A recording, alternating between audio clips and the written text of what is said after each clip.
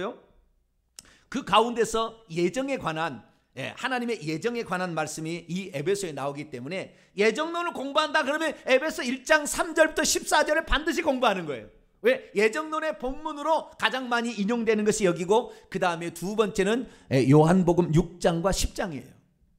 로마서 8장, 이런 데가 예정론의 중요한 성경 구절이 나옵니다. 그래서 그것을 인용하는데 그 중에서 가장 기초로 사용하는 본문이 오늘 본문 말씀입니다. 그래서 예정이라는 말이 나오기 때문에, 자 4절 5절 예정을 읽어봅시다. 시작. 곧 창세전에 그리스도 안에서 우리를 택하사 우리로 사랑 안에서 그분 앞에 거룩하고 흠이 없게 하시려고 그분의 기쁘신 뜻대로 우리를 예정하사 예수 그리스도로 말미암아 자기의 아들들이 되게 하셨다. 이게 예정이에요. 예수 그리스도로 말미암아 하나님의 아들들이 되게 하는 것이 하나님이 기쁘신 뜻이라. 하나님은 외롭다. 제가 그런 얘기했죠. 창세기에 아담이 독취하는 것이 좋지 못하니 아담은 그리스도의 예표요 하와는 교회의 예표로서, 아담이 독취하는 게 좋지만 하나님의 마음이 거기에 있어요. 하나님의 가슴은 우리가 없으면 좀 허전하대요. 뭐라고요? 허전하대. 그래서 우리가 있을 때 하나님 행복해. 우리가 있어주문의 말에 하나님 행복해요. 그러니까 우리가요 천국에 가주는 것이 가장 하나님을 기쁘시게 하는 거예요. 할렐루야. 그 뜻이거든. 그 뜻이거든. 우리가 뭐 아버지 힘들게 해서 나쁜 게 아니라 그분의 뜻을 이루기 위해서라면 어떠한 어려움도 요청해도 아버지는 다 들어줘요. 그 아버지는 그것을 원하고 있었으니까. 그래서 당신의 것이 다 없어진다 할지라도, 당신의 목숨도 죽은다 할지라도 그 뜻을 이루기 위한다면 하나님 그렇게 기뻐하시는 거예요. 그래서 그 예정에 관한 얘기인데, 예정하셨다. 하나님의 아들들로. 그 아들들이 결국에 상속자가 되는 것입니다. 하나님의 상속자가. 그래서 그 상속자가 되는데 하나님 나라를 기업으로 차지하는 자가 되는 거예요. 그리고 천국에 가면 기업의 분량이 다릅니다. 우리의 기업의 분량이. 그래서 천국에서 기업의 분량이 많게 하기 위해서는 우리가 이 땅에 살 때 그걸 장만해서 가야 되는데, 주님 앞에 충성하는 자들이 그런 것을 이제 얻게 되겠죠. 그래서 결국에 우리는 그분이 은혜로, 우리가 이러한 놀라운 은혜를 잊게 되었다라는 건데요.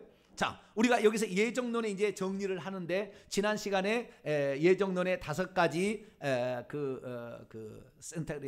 공부를 했습니다. 첫째는 전적 타락. 뭐라고요? 전적 타락, 전적 무능력. 그 다음에 무조건적인 선택, 무조건 제한 속죄, 불가항력적인 은총, 성도의 견인. 이 5가지가 예정론의 핵심 교리입니다. 그런데 이 예정론의 핵심 교리인 이 5가지가 성경에서 너무나 많이 빗나갔어요. 너무나 많이 빗나가 있어요. 빗나가 있고요. 이 빗나가 있는 것이, 이 시작은 어거스틴으로부터 신적 작정부터 시작이 됐는데 칼빈이 이것을 꽃을 피웠어요. 우리가 예정론을 공부하려면 이 기독교 강요를 공부를 하셔야 돼요. 근데 여러분들이 공부를 신학교 가면 당연히 하는 것인데요. 이 기독교 강요 제3권의 21장부터 24장까지의 기독교 강요의 예정론의 것이 나옵니다. 칼빈이 썼어요. 그래서 이것을 기반으로 해가지고 결국에 예정론 교리가 생성됐는데, 이걸 예정론 교리가 처음부터 나온 건 아니었어요. 그렇게 분명하게 나온 건 아니었는데, 칼빈의 제자가 2사람이 유명한 사람이 있습니다. 한 사람은 베자. 누구예요? 베자는 헬라어 원전을 출판한 사람이에요. 아주 헬라어 잘한 사람, 머리가 아주 박식한 사람입니다. 뛰어난 천재성 있는 사람인데요. 이 베자라는 사람이 있고요. 또 한 사람은 녹스라는 사람이 있어요. 녹스는 영국으로 갔고 베자는 프랑스로 갔습니다. 칼빈이 죽게 되자. 그래서 꽃을 피웠는데 프랑스에서 이제 기독교 칼빈의 교리가 녹아진 어떤 교리가 나오게 됐는데, 여기에 대해서 잘못되었다고 평신도 코른헤르트가 칼빈의 예정론은 성경하고 어긋난다고 평신도가 얘기를 한 거예요. 너무나 베자가 화가 났어요. 너무나 베자가 왔는데, 이 베자의 그 신학교에 가장 머리가 박식한 제자가 하나 있었는데, 학생이 있었는데, 그게 바로 알미니우스예요. 누구예요? 알미니우스야. 저 코르네르트, 저 평신도의 코를 납작하게 해줘라. 감히 목회자한테 감히 저 평신도가 되더라. 납작해 해줘라. 그래서 알미니우스가 이거 감히 어떻게 우리 칼빈 선생을 능욕하고, 이 알미니우스가 이 얘기를 듣기 전까지는 전적인 칼빈파였어요. 그래서 칼빈의 교리를 전적으로 신봉하고 가고 있었어요. 그러니까 자기가 성경을 보기 전까지는 그 논리가 너무 확실하다. 이게 논리가 맞다라고 생각했기 때문에. 그런데 이제 코르네트가 성경 갖고 합시다. 그러니까 그래, 너 잘려냈다. 그래, 성경 갖고 하자.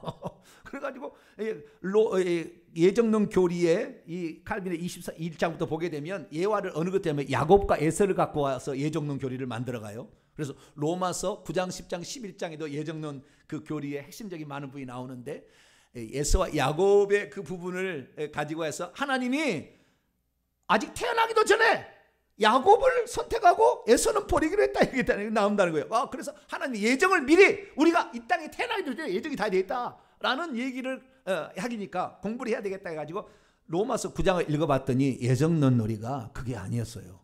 만세전에 그를 구원하기 위해서 어떤 개인을 구원하기 위한 것이 두 민족의 쓰임에 관한 예언이었어요. 예정이었어요.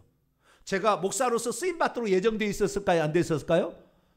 되어 있었다니까요. 알고 보니까 다. 그래서 제가 이런 얘기를 하는 거예요. 아무나 이런 얘기 할 수 있는 게 아니에요. 저를 만나는 사람이 그래요. 목사님 하시는 얘기는 기존 교단에 가게 되면 맨날 부딪힐 만한 말인데 겁이 상실되신 것 같아요. 왜? 기존의 교단의 교리하고 안 맞는 얘기를 많이 하는 거예요. 네? 어떻게 그걸 하시냐 그래요. 그게 하나님이 사명을 주셨으니까 그거 하겠죠. 그렇지 않겠어요? 네? 그걸 해야 되겠다. 뭐 음성이 넌 이걸 해라. 음성이 들린 것도 아니었어요. 그런데 하다가 보니까 이제 와서 모든 것이 영안이 다 보니까 나의 천국 집에도 갔다 와 보니까 다 알겠어요. 내가 원래 이런 사람이었구나. 이제는 알게 되는데 이 일들에 대해서 이제 하게 되는 거죠. 그래서 성경을 보게 될 때 그 위대한, 저는 존경할 만합니다. 대단한 학자입니다, 칼빈. 이런 학자가 존재하지 않아요. 칼빈이 나와서 이 주석책을 썼는데요, 칼빈 주석 이후로 200년 동안 단 한 사람도 주석책을 쓰지 않았어요. 전부 칼빈을 다 따라갔어요. 그러니까 칼빈이 전 세계를 휩쓸어간 거예요. 그 정도로 뛰어난 신학자입니다. 모든 방면에 아주 뛰어난 신학자입니다. 그래서 인류 역사상 바울 다음에 어거스틴 다음에, 그 다음에 어거스틴 전에 이레네우스를 치기도 합니다. 바울, 이레네우스, 어거스틴, 그 다음에 칼빈이다, 이렇게 얘기할 정도로 엄청난 신학자예요. 근데 신학자라고 해서 다 오르냐? 그런 건 아닙니다. 그런 건 아니에요. 그러니까 저 같은 사람이 칼빈에 비하면은 학문적으로 많이 떨어진다 할지라도 정확한 관점을 정확히 볼 수 있는 것은, 그것은 하나님이 일하심입니다. 할렐루야. 하나님이 일하심이에요. 이 칼빈에 그래가지고 그것을 알미니우스 공부를 해보니까 코르네트가 맞은 거예요. 코르네트가 맞는 거예요.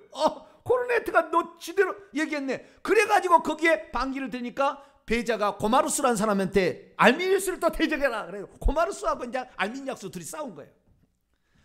그러다가 이제 그 알미니우스가 자기의 사상을 이제 자기가 성경대로 나는 얘기를 해야 되겠다 해서 성경대로 얘기하는 게 결국에 알미니우스 파가 된 거예요. 아시겠죠? 칼빈하고 알미니우스가 지금 두 개 같이 가게 되는데, 알미니우스 파가 결국에 좀 더 나가서 이제 그 감리교 쪽으로 갑니다. 웨슬리안은 다 이쪽을 따라가게 되고 장로교는 이쪽을 따라가게 되는데, 존 낙스가 영국에 가가지고 그 영국의 성공회를 칼빈의 그 완전히 녹아있는 그 사람이 영국에 가서 영국의 웨스트민스터 신앙 고백을 만드는 혁혁한 공을 세워요. 그래서 한 100년 뒤에 웨스트민스터 신앙 고백이 나오는데, 웨스트민스터 신앙 고백은 칼빈이 녹아있는 신앙 고백이에요. 그래서 웨스트민스터 신앙 고백을 주로 취하는 장로교와 그 다음에 침례교 쪽은 이 칼빈의 예정론 이것을 전적으로 믿고 가요. 저도 거기에 믿고 온 사람이 하나고, 따져왔는데 나중에 시간이 지나서 보니까 이게 성경이 아닌 거예요. 성경이 아닌 거예요. 매우 위험한 것이었고, 그것은 사람으로 하여금 예정론에 한번 빠지게 되면 자기의 구원은 안전한 쪽으로 반드시 가게 되기 때문에 회개하지 않아요. 회개하지 않아요. 그래서 우리의 사역에 관한 예정이 있을 뿐이지 구원에 관한 예정은 없었던 거예요. 에서가 야곱을 아무리 섬겨서 종이 된다 할지라도 구원 얻는 것은 다른 문제인 것이지, 예정한다고 해서 멸망을 받는 게 아니었어요. 오히려 섬김을 받은 자가 천국에서는 더 큰 자라고 얘기하니까 에서가 형이 동생을 섬겨, 쌍둥이지만 그래서 더 나을 수 있는 거였어요. 그러니까 예정은 하나님께서 어떤 개인을 예정한 것이 아니라 천국에 들어올 불특정 다수를 예정했다고 제가 지난 시간에 마태복음 22장에 왕의 아들의 혼인잔치의 비유를 통하여 잔치에 올 사람은 있는데 안 오니까 다른 사람도 채워야 된다 이런 거예요. 그래서 천국에 들어갈 사람은 불특정 다수를 예정해 놓은 것이지 너가 들어가라고 예정되지는 아니라는 거예요. 아시겠죠? 초청은 다 한다 그 말이에요. 유대인이나 길 가는 사람이나 성 밖에 있는 모든 사람이 다 와라 이렇게 초청을 한다면, 그래서 청함을 입은 자는 많으나 택함을 입은 자는 적으니라. 이게 예수님의 말씀이에요. 그래서 누구든지 하나님은 그 구원에, 그래서 이 요한복음 3장 10절 하나님이 세상을 이처럼 사랑하사 독생자를 이는 저를 믿는 자마다라는 오늘 모든 믿는 자는 영생을 얻게 하려 함이라. 영생을 얻도록 하기 위해서 우리에게 믿음을 믿으라고 이렇게 얘기한다 그 말이에요.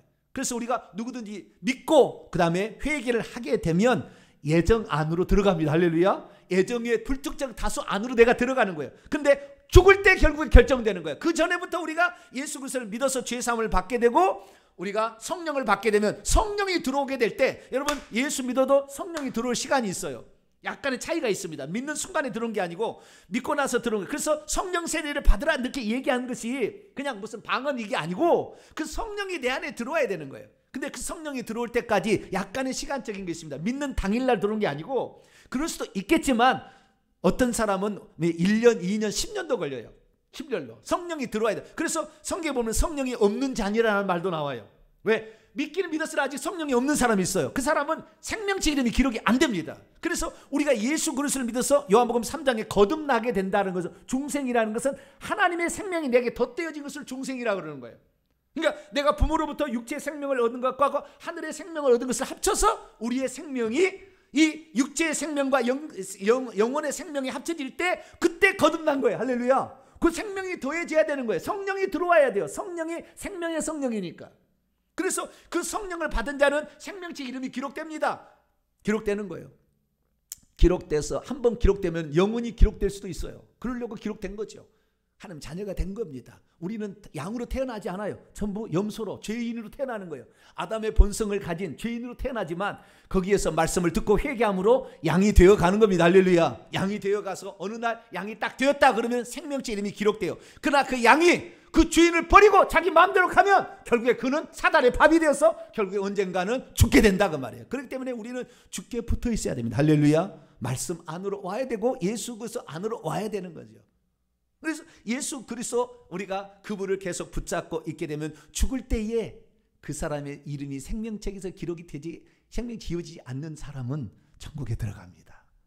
그래서 최종적으로 우리의 구원은 이미 믿을 때부터 시작은 되었어요. 그러나 죽을 때 완성이 되는 겁니다. 이것을 저는 경주라고 표현하고 싶습니다. 뭐라고요? 경주다. 신앙은 순간이 아니라 경주다 이렇게 표현하고 싶어요. 그래서 믿는 순간에 이미 100m 트랙에 딱 들어가는 거. 믿고 회개할 때 100m 트랙에 딱 들어왔으나 꼬린 지점을 통과해야 이 사람은 승리, 이기는 자만 생명나무에 나아가며 문들을 통하여 성 안에 들어갈 권세가 주어진다고 그랬다고요. 그렇기 때문에 우리가 예수 그리스도를 믿는다고 칭의를 믿을 때 칭의를 얻는다고 하잖아요. 이것은 법정적인 용어예요. 속사람의 내면을 얘기하는 게 아니고, 속사람의 내면이 바뀐 것을 성화라고 그러는 것이고 외적으로 바뀌는 거. 우리는 예수 그리스도를 믿을 때 외적으로 칭의를 주어집니다. 이 칭의가 내적으로 변화되어서 성령으로 말미암아 온전케 되면 좋겠는데, 이 사람들이 외적인 것으로 칭의를 입는 것을 구원을 다 얻어들고 생각해요. 속사람은 안 바뀌었는데 반드시 버림당해요. 그 사람 죽을 때 그렇게 하면. 그래서 우리는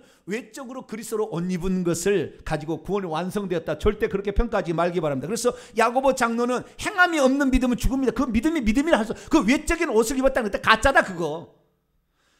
열매가 나타나서, 이 삶의 열매가 나타나서, 이 성령의 열매가 나타나야 성령으로 역사하신 것이 나타나야 이것이 진짜지, 그렇지 않고서는 구원받았다고 말할 수 없다. 아브라함을 봐라. 행함으로 믿음이 온전케 되지 않았느냐? 우리의 삶에 하나님 말씀에 대한 순종이 없이 살아가면서도 구원받았다 하지 마라. 이게 나온 거죠. 그래서 우리는 오늘도 예수 그리스도를 믿어서 성령을 우리가 받게 되면, 성령을 받게 되면 놀라운 증상이 뭐냐? 하나님을 아바 아버지라고 부를 수 있다는 거예요. 할렐루야. 내가 지금 거듭났느냐 안 거듭났느냐, 그것이 아주 중요한 기준입니다. 자, 갈라디아서 4장 한번 열어볼까요? 갈라디아 4장 6절입니다. 갈라디아 4장 6절 시작. 너희가 아들이므로 하나님이 그 아들의 영을 우리 마음 가운데 보내사 아빠 아버지라 부르게 하였느니라. 우리 마음 가운데 성령이 들어오시려면 하나님을 아버지라고 부르게 된다 그 말이에요. 내가 예수 그리스도를 믿었는데 하나님을 아버지라고 부르기 아직도 껄끄러워. 하나님이라고 부르는 데는 지장이 없어. 그런데 아버지라는 말이 안 떨어져. 지금 내가 내 아버지. 여러분은 잘 모르시겠지만 나는 고등학교 2학년 때 예수를 믿었기 때문에 이 차이를 알아요. 하나님을 하나님이라고 부르는 것과 아버지라고는 천양지차예요.